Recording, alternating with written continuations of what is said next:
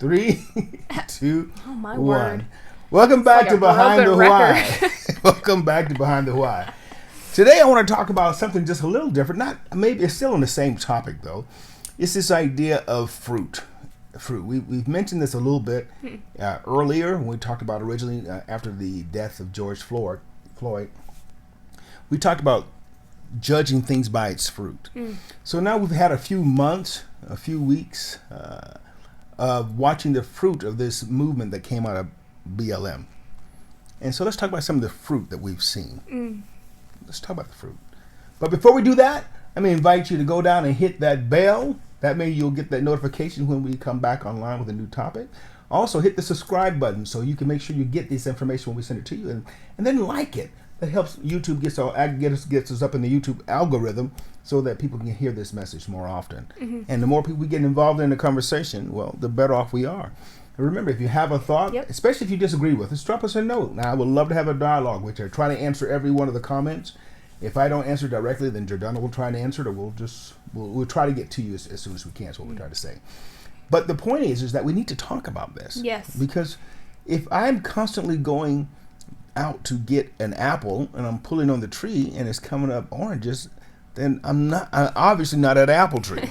I'm obviously not at an apple tree. You obviously should move and find a different tree. Yeah. Jesus said it this way. He was walking through the hills of Palestine and he was hungry. He went to a fig tree to get something to eat and he found the tree was full of leaves but no fruit, and he cursed it. And the disciples took note of it when they came back and they saw the tree had died from the root up because Jesus said it didn't have fruit. It was supposed to produce fruit. And since it didn't produce fruit, it was cursed. Right. Now, there's a lesson in that for us. So what we want to do is look at the fruit of CRT, the fruit of BLM, and the fruit, again, of these different movements that have come out of this. So let's talk about that today.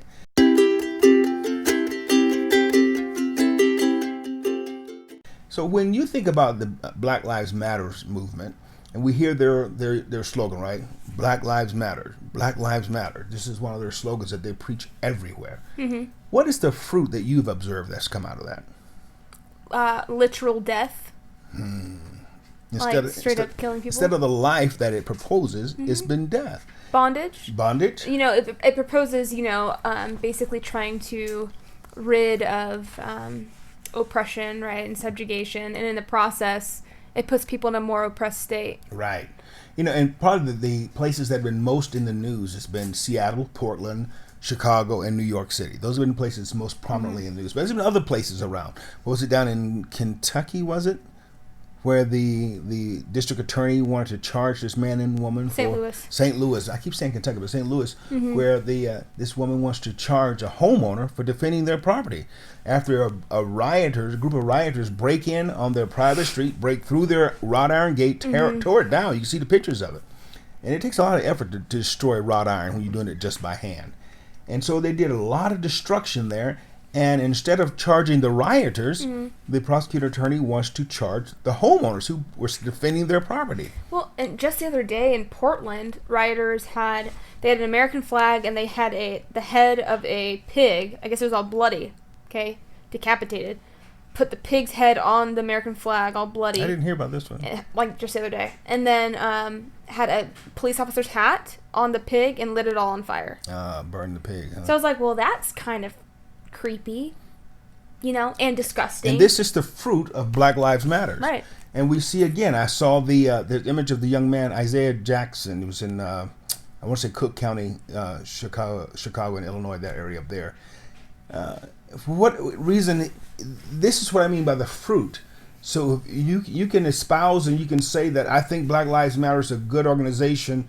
You can talk about how wonderful you think it is, but look at the fruit that it produces. This young man now takes a toddler, a little white toddler, reportedly was a daughter of his girlfriend. Right. Puts this baby face down on the ground, and has another grown black man hold the baby's arms pulled back. The baby's obviously in distress and crying, and he puts his knee on the back of the baby's neck, and he says, "Black Lives Matter, MF."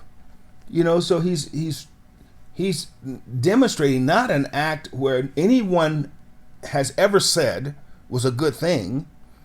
He's demonstrating a murder where George Floyd was murdered by a police officer who's now charged and on his way to prison. So he does that, and he is braggadocious. Sick. And this is the type thing that Black Lives Matters now is producing this confidence in people to really act ugly and stupid. You know, it's funny because the left always wants to talk about how President Trump is a racist and he supports racism, causes racists to become bold. But I've never seen anybody shouting out Trump doing these kinds of things. These people are always representing themselves as being part of this evil class, and Black Lives Matter has produced evil stuff. Right. And again, they're raking in the bank in the meantime, playing on people's sympathies and on their emotions, and drawing in millions of dollars. And at the same time, what's the fruit of their efforts? Chicago alone, the murder rate went up, 200%. In New York, the crime rate went over 300% increase in these few short months. Yeah, it's just Portland, the city's been on fire for 2 months now. Every night, battles in the street, people getting shot at, getting beat, buildings being burned. This is the fruit of Black Lives Matters. And so when we start thinking about these different ideas, we have to stop and ask ourselves, why? Again, we go to the question of why. Why is it that the elected leaders like Newsom there in California can't see it to bring in his mind to stop the evil that's going on in his state? Why is it that he can get mad at people who want to go to church, but he can't get mad at people tearing down federal buildings? All I can think is that really what this comes down to is these people hate Trump and what he stands for so much that they're willing to see everything burn. That's the only thing. I'm like, why? That doesn't make sense. And I'll go beyond that. It's when Jesus in the Gospels talking to the Pharisees, and he says to them, "You have your father, the devil. He was a liar from the beginning. And when you do the deeds of your father, you're doing his deeds." These people are doing the deeds of their father. They are not being governed by the Spirit of God. And we like to start thinking, because we don't want to think evil of anybody. When you're trying to be a good person, you don't want to think evil of people. And so very often you will excuse their evil. And the truth of the matter is that they're just evil people. Right. I worked as a police officer for 31 years, and I tell you, I ran into some evil people. I ran into some truly evil people. I saw a young man who was an abusive person, domestic violence history, and started dating this girl when she was in high school. He beat her in high school, and they got married to her and beat her while they were young marrieds. And when she finally had enough nerves to leave him, he decided that he would take the one thing that she loved the most, which was their child, and kill the child. And then when she didn't show up, which he intended to kill her, but killed the child, then killed himself. And so there's evil in the world, and there's evil. And when you talk about the people, the child molestation, the pedophilia that's going on around the world. Jeffrey Epstein just recently killed himself, and now his girlfriend, what's her name? Ghislaine Maxwell. She's got all this information reportedly now that is coming out about prominent people who were going out of their way to have sex with children.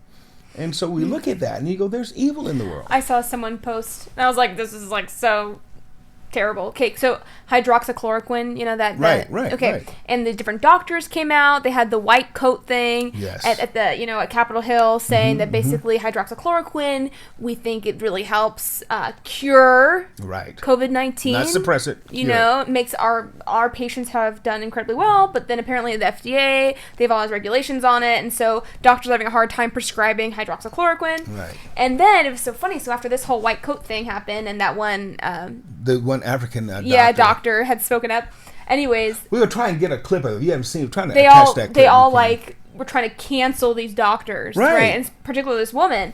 And on Twitter the next day, the big headline on Twitter was hydroxychloroquine is not a cure for COVID-19. And then someone had posted this. They said, wouldn't it be so good if media and the internet was so quick at getting rid of child pornography as quickly as they got rid of anything talking about hydroxychloroquine being a good thing. Right. Because they try to get rid of it so quick, right? Facebook was censoring, Instagram was censoring. Everybody. I'm like, what if we treated child pornography that same way? Sex trafficking is one of the biggest areas of slavery in the world. Right. And they can't seem to touch that. Because it's a big industry that I think a lot of evil people are involved in. It makes money for a lot of people. Yep. And so when we look at these things, again, I look at the fruit of it. We talked about, I was talking to your mother the other day. She was talking about a couple of young guys that beat up a mother and her child. It was in New York, I think it was. It was in Brooklyn. And we look at these types of things where people are just openly, brazenly committing these acts of evil now. Things that they have been encouraged to do.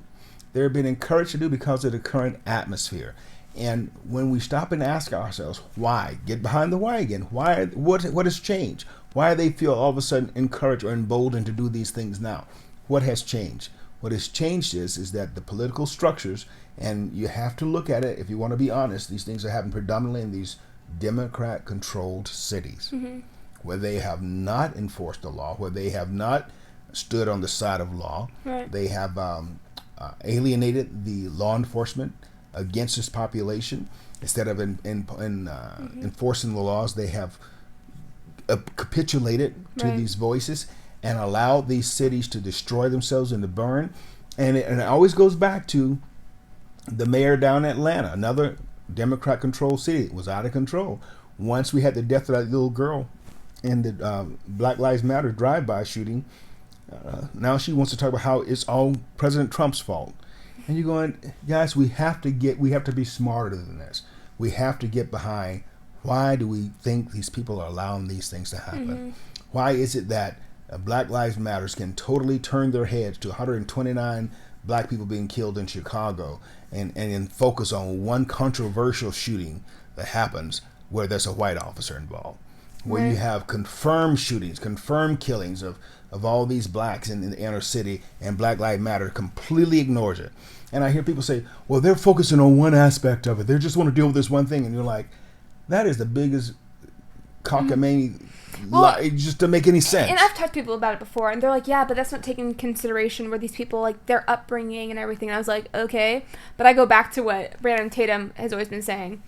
So when you say MAGA, M-A-G-A, he says, make accountability great again. Because I was like, at the end of the day, you can blame many, many people. But like we said before, right? Look in the mirror. Okay, Michael Jackson. Like, that was the man in the mirror. It started, at some point, there's accountability that needs to be taken into consideration. So we've been talking about fruit. And I keep looking at this and I keep thinking, sooner or later, guys, we're going to have to stop passing the blame and look at ourselves, because the fruit of this ideology, Margaret Sanger with Planned Parenthood and her whole idea of eradicating the black race, and how our leaders have sold us out and have endorsed this idea. And now the Democrat Party and the left is all trying to divorce themselves from the name of Margaret Sanger, but they're still embracing her ideas. Again, and we go back again, if you look at the numbers, roughly 3.5% of the nation's population, that's about the amount of women in America who are black and able to give birth, choose to or are able to give birth, accounting for 33 to 36% of the total abortions in the nation. Not 36% of the abortions in a particular country. I mean, state or county. I'm talking about the nation. You know how many millions of babies that is that black people are killing every year? Year in and year out. We're killing ourselves off. We were at once almost 16% of the population. Now we're down to 13, some say 12.75% of the population. We're shrinking. We're shrinking. And we have leaders like, LeBron James and basketball stars and all these other people who making millions of dollars. Instead of standing up and doing something good for the black community, are instead feeding the race bait. It's like, Booker T. Washington said, there's a certain segment of the population that is vested in the black man remaining a victim, because that's how they make their livelihood. Well, it makes you so mad. So I saw this video the other day, and it was this young girl. She's probably like 9, 10, and she's speaking before, it looked like probably maybe like a city council or something. And she starts crying. She's like just crying, talking about, black people, we just need our rights, and we don't need to be mistreated like this. And, okay. So the person who sent me this video said, I don't feel bad at all. I don't feel any sympathy. Is that wrong? And I said, no, in the sense that, because you know the story behind it, and so you don't feel sympathetic towards it. I was like, I feel bad for the girl, because, and I hurt for this little girl, because I'm like, this poor child has had adults lie to her. So this little girl truly is crying because she thinks black people are being mistreated to the nth degree. And I'm like, this poor child is growing up a victim, oppressed in her mind. I was like, shame on those parents. Was it Chairman Mao did the same thing over there in China?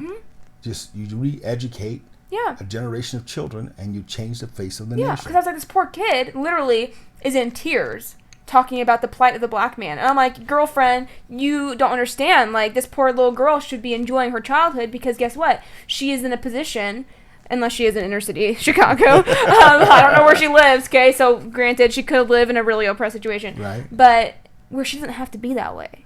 You know, when Like- I was in high school, we had a course called Black History. And all the black kids took it.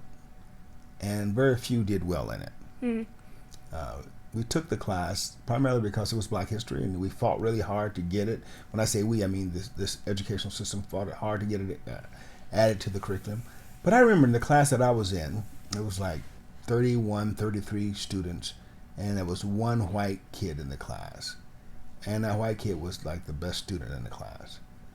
And I remember talking after the fact to the teacher, Mrs. Craig, and she was lamenting the fact to me that how it was so sad that black students really weren't interested in learning their history. And I was thinking again, just playing all this forward as I'm again myself trying to swallow the same medicine I give everyone else and get behind the why.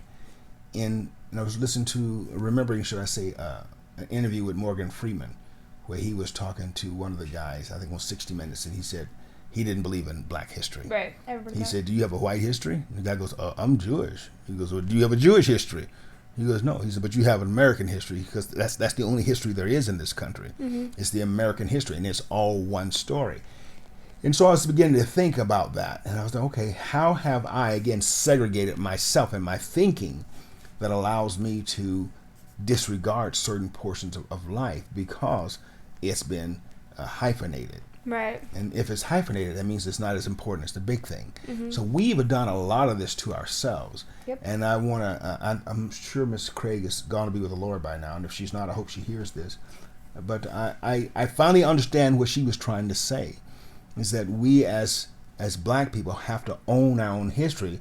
But even going beyond her point is that we have to understand that our history is America's history. Right. Our story is America's story. So I think about that little girl you were just referencing. I think if she was been forced to sit down and watch that PBS series, Eye on the Prize, and she would see what systemic racism looked like. She would see how the schools were systemically racist, how the courts were systemically racist, how the housing industry was systemically racist. And then she would look at that and go, wow, okay, that's not the world I live in. Right. And then she would be able to understand that the opportunities that is afforded to us now, because you think about it, the Civil Rights Act was passed in '64. And in 2006, I think it was, roughly 50 years later, we have a black president. A black president. We have more black millionaires today than we've ever had. Right. We have black billionaires, black businessmen, black congressmen, black attorney generals. We have all this stuff that just begs the lie of systemic racism. And so what we have to do is go back to the root of the tree. Like we said before, we look at the perversion of the fruit now with CRT and black liberation theology and BLM. We look at all that and we go, we've got a disease in the tree. And we got to go back and cut the disease out so we can go back and start producing the fruit that allowed us to get to the position we're in. Because the position we're in didn't come from Black Lives Matters group. No. The position we're in didn't come from CRT. It didn't come from black liberation theology. We got all these positions from the original root, which was Christianity. That's what gave us the moxie, or put us in the position, gave us the truth to be able to produce the fruit that later on our liberations we allowed to pervert. Right. And that's typically the way it is. We get a little bit, and then we relax. We slack off. And then we wind up in sometimes a worse situation than we was before. But again, just looking at all the fruit that has come out of this Black Lives Matter movement, and I have to say, I don't understand how we as black people can still be supporting it. Because it has produced nothing but death Destruction. and destruction. Yep. Death and destruction. Everywhere where it is being reported and promoted brings death and destruction. We've had several attempts for Black Lives Matter to get a foothold here in Boise, and every time it's been rebuffed. And why? And what do we see? We don't have that death and destruction. Mm-mm. Because it hasn't been allowed to grow. Exactly. It's like a bad fungus on a fruit. You cut it off, and you have to cut the tree a little bit, but you do more good than bad when you cut that off, and the tree's allowed to grow. So that's my point here, is that we look at these things, Black Lives Matter, critical race theory, especially as it affects the church. Anything that takes you, the church, away from the scripture, away from Jesus Christ, is by its very nature a disease, and it has to be cut out. And I think it's good to look at it because it's easy to think CRT, BLM, that's very macro, but looking internally into yourself on the micro of what are the fruits in you that are bringing death. And that's what I had to do. And that's something that I do every day. Especially, like I said, I was just reminiscing over my history, my past. And because I got rebuked by a young lady from my hometown because I had on a MAGA hat, and she was just couldn't understand why I, as a black person from Selma, Alabama, would wear a MAGA hat talking about supporting Trump. And I said, these are the dreams that I received sitting at the feet of Dr. F.D. Reese, and the dreams I received from reading and listening to the messages of Dr. King. And she rebuked me. She said, this is not their dream, this is your dream. And I was like, no, this is the dream of freedom.